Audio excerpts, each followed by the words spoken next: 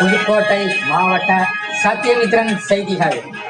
புதுக்கோட்டை மாவட்டம் பொன்னமராவதி அருகே உள்ள வார்பட்டியில் முத்தமிழறிஞர் கலைஞர், தமிழக முன்னாள் முதல்வர், திமுக தலைவருமான கருணாநிதி 103வது பிறந்தநாளை விழாவை முன்னிட்டு நலத்திட்ட உதவிகள் வழங்கும் விழா நடைபெற்றது. இதில் கலந்து கொண்டு பொதுமக்களுக்கு நலத்திட்ட உதவிகளை திருமயம் திமுக சட்டமன்ற உறுப்பினரும் முன்னாள் சட்டத்துறை அமைச்சருமான ரகுபதி வழங்கினார். பொதுமக்களிடம் அவர் பேருரையாற்றும் பொழுது, மக்களுக்கு தேவையான நலத்திட்ட உதவிகளை அரசு சார்பில் செய்தாலும் செய்யாவிட்டாலும் திமுக கழகம் எங்கள் கடமை மக்களுக்கு செய்வது, கொண்டாட்டுவது என தளபதி எங்களுக்கு கட்டளையிட்டுள்ளார் எனவும், நிச்சயமாக மக்களின் இயக்கமாக திமுக இனிவரும் காலங்களில் அடுத்தடுத்த தேர்தல்களில்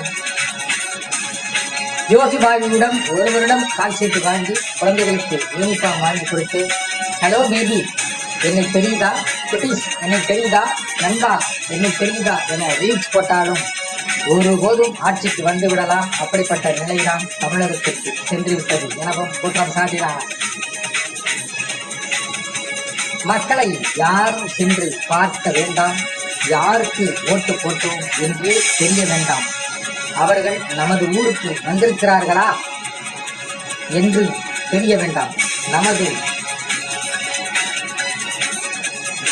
நமது பகுதியைச் சேர்ந்தவர்களா என தெரிய வேண்டாம், மக்களுக்காக பணியாற்றி உள்ளார்களா என தெரிய வேண்டாம், எதுவுமே தெரிய வேண்டாம், எதுவுமே தெரியாமல் வந்துடலாம் என்ற புதுமையை இந்தியாவிற்கு, அதுவும் தமிழகத்திற்கு இந்த தேர்தல் மூலம் நாம் அறிமுகத்தை செய்துள்ளது வியப்பாக உள்ளது எனவும் ரகுபதி பேசினார்.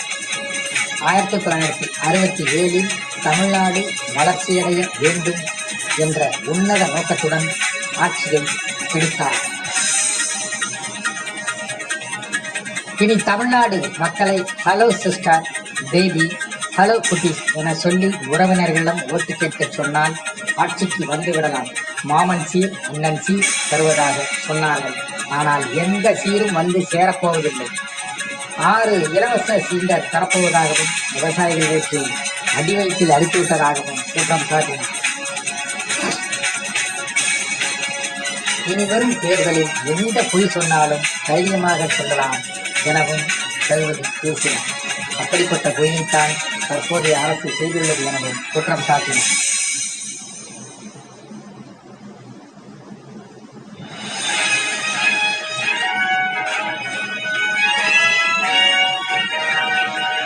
இனிவரும் தேர்தலில் எந்த பொய் சொன்னாலும் மக்களிடம் ஈடுபடாது என்றவும், அப்படிப்பட்ட நிலையில்தான் தமிழகம் உள்ளது எனவும் திருமயம் சட்டமன்ற உறுப்பினரும் முன்னாள் சட்டத்துறை அமைச்சருமான ரகுபதி பேசினார். பொதுமக்களுக்கு இலவச வேட்டி, சேலைகள், சீருடைகள் மற்றும் மாணவிகளுக்கு புதிய துணிமணிகளை வழங்கி தனது சந்தோஷங்களையும் முன்னாள் முதல்வரின் கலைஞரின் தோழினையும் மக்களுக்கு எடுத்துரைத்தார்.